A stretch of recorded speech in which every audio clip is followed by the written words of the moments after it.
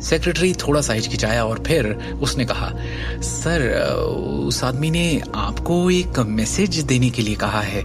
उसने कहा है कि वो किसी चेतन आनंद रायजादा का दोस्त है।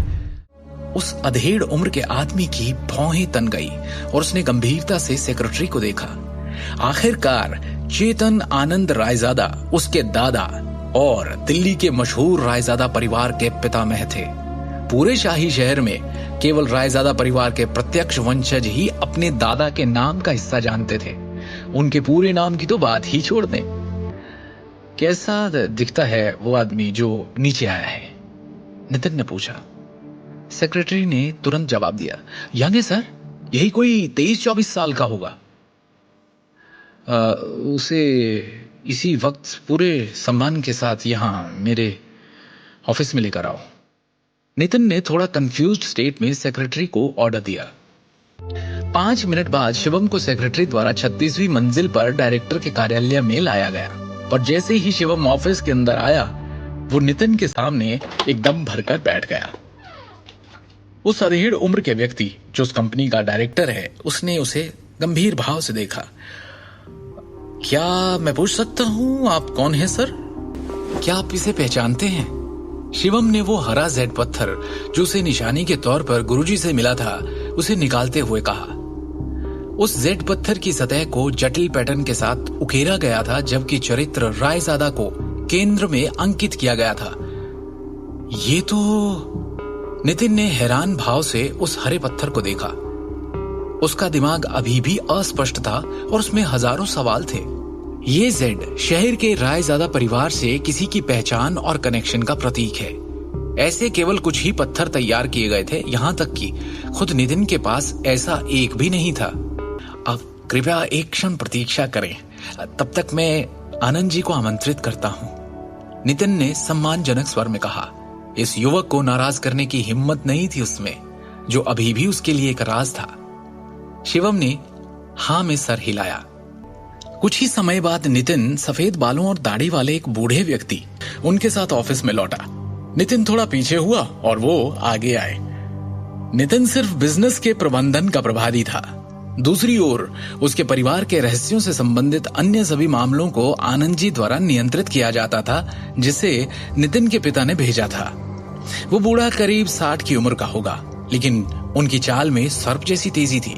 इसके अलावा उनकी तेज आंखें जोश से भरी थी, जबकि उनके शरीर में उच्च आत्माओं का उत्सर्जन था।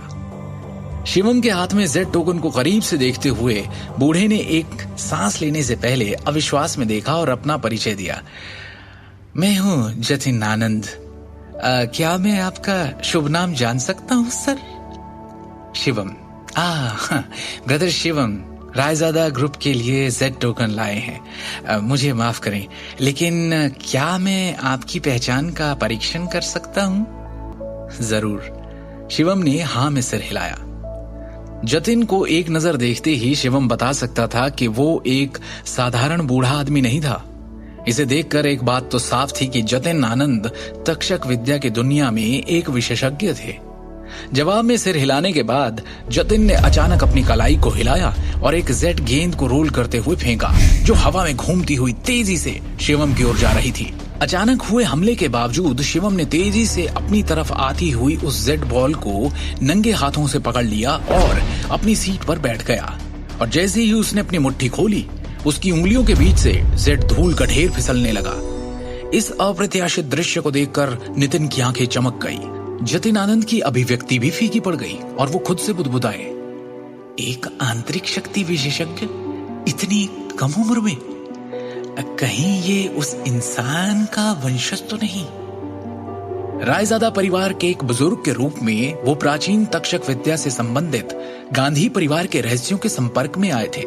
इस प्रकार वो मोटे तौर पर शिवम की असली पहचान का अनुमान लगा सकते थे।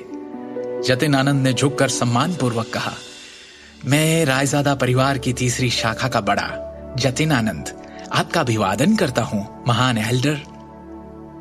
नितिन रायजादा ग्रेट एल्डर का अभिवादन करता है, नितिन ने गंभीर स्वर में कहा। शिवम के हाथ में जेड टोकन रायजादा परिवार के महान बुजुर्ग की पहचान का प्रतिनिधित्व करता है। रायजादा परिवार के नियम बेहद सख्त थे और किसी को भी उनका अपमान करने की अनुमति नहीं थी। अपनी पहचान स्वीकार किए जाने के बाद शिवम ने थोड़ा सिर हिलाया। द ग्रेट एल्डर इस बार ईस्ट ब्रांच ग्रुप में आए हैं। क्या मैं आपके लिए कुछ कर सकता हूं? जतिन ने गंभीरता से पूछा और उनके इस सवाल पर शिवम के अंदर हजारों बातों का तूफान सा उठ पड़ा। आगे की कहानी जानने के लिए देखिए अगला एपिसोड सिर्फ पॉकेट एफएम के यूट्यूब चैनल पर और शिवम द हिडन वॉरियर के सारे एपिसोड्स को सुनने के लिए डिस्क्रिप्शन में दी लिंक से डाउनलोड करें पॉकेट एफएम ऐप।